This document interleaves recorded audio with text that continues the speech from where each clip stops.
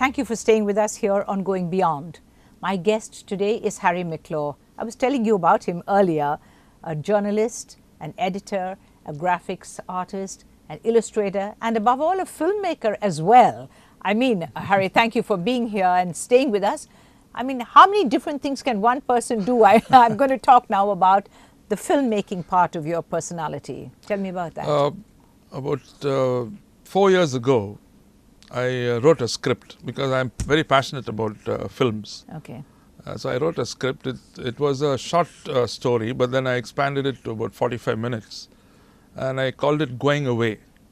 It's a story about a young boy leaving Madras, leaving Chennai, and going away to Australia. And what troubles he faces within his family. So that's a small little poignant story. So I wrote it and I was trying to, get somebody to be interested in producing it. But it didn't happen for a year. Then a friend of mine from Australia came along and he read the script, he loved it. And he said, why don't you make this film? I said, see, I have no idea of how to direct. I've written the script, but I don't have any idea of directing this. So he said, let's search for someone. So we tried hunting around here and there, but we couldn't find it. Then he finally said, no, I think it's better you direct this film yourself. And that's how Going Away happened. And it got rave reviews from the newspapers, and lots of people saw it, they loved it. And the main thing is they told me that, is this your first film? I can't believe it because it's so professionally done. So maybe we'll see you one day actually way into films rather than all of the other things you do. Yeah, but you enjoyed it? I enjoyed making the film. And in fact, we are going to do another film very soon. Right, It's a feature film, 90-minute film, right. English language film. Right. So I'm in the process of putting things together, and I want to do that. But I don't think I'll be full-time into filmmaking because, I do other things. I dabble in other things as well. I know, but Harry, I can't believe that you do so many different things. I mean, where do you find the physical time? I know there are 24 hours in the day, but how do you manage your time? Is it a question of time management really being very successful with you? I sleep less. Right, okay. But seriously speaking, if you're passionate about something, Jenifer, I think you should go for it and go at it relentlessly. Then you'll be able to do what you set out to do. But if you just dream about it and keep dreaming about it and not doing anything about it, you're never going to achieve something. Right. When you set out right in the beginning of your artistic career, what was the first thing you actually, as you call, dabbled in? My first short story, by the way, was published when I was 14 years old. Oh, that's wonderful. Champak magazine. I sent it from Chennai. I sent it out to the editor in Delhi.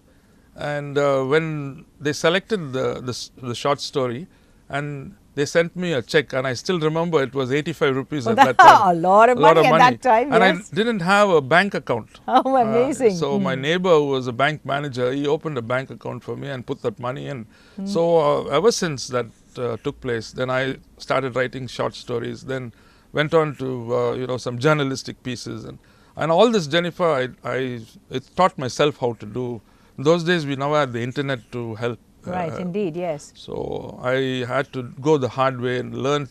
The best way of learning how to do something is to throw yourself into it. Right. And also, if you want to be a good short story writer, I recommend that you read lots of short stories. If you want to be a good filmmaker, watch a lot of films. Right. Tell me something. I do know that recently some of your short stories have got published in the US. Yes. Where and how did it happen? When did it happen? 2 years ago, a friend of mine who's a publisher in New Jersey, America, Yes. he wrote to me and he wanted one of my short stories to be part of his anthology. So I wrote a piece for him. It's about 3,000 words. And I sent it and it got selected. So that was the CTR books, they brought it out.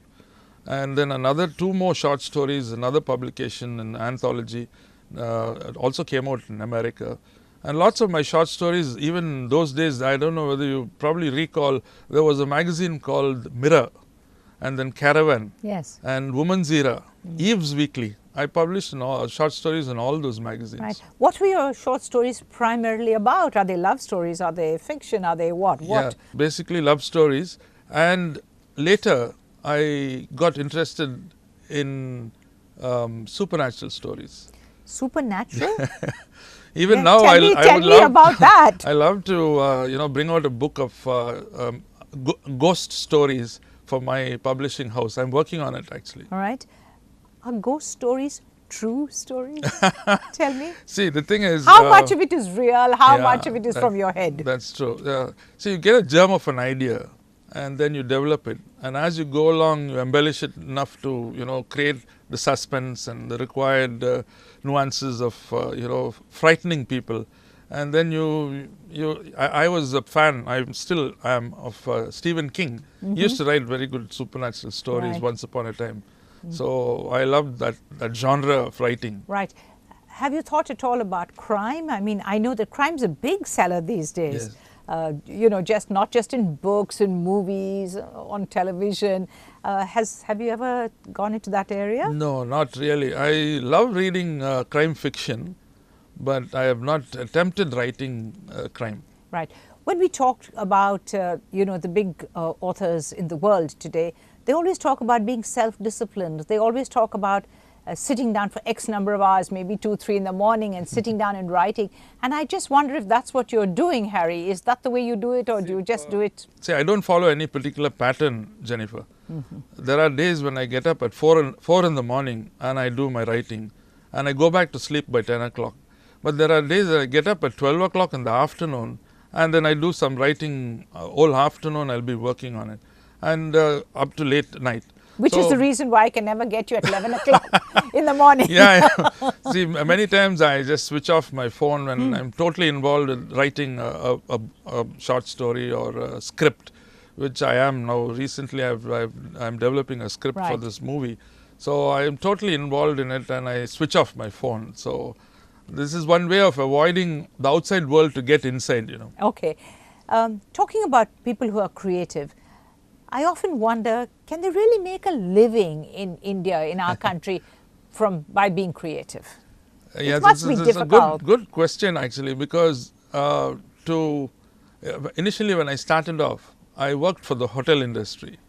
And then you were working overseas as well, right? I went to Kuwait, I went to the Maldives. Right. So to sustain myself, I had to have a regular job. Okay. And then on the side, I used to do journalism, do cartoons, illustration work for some other companies, publishing houses and stuff like that. But as the days went by, I thought to myself, why not make this as my sole profession, rather than having one leg here and one leg there. And I took the plunge.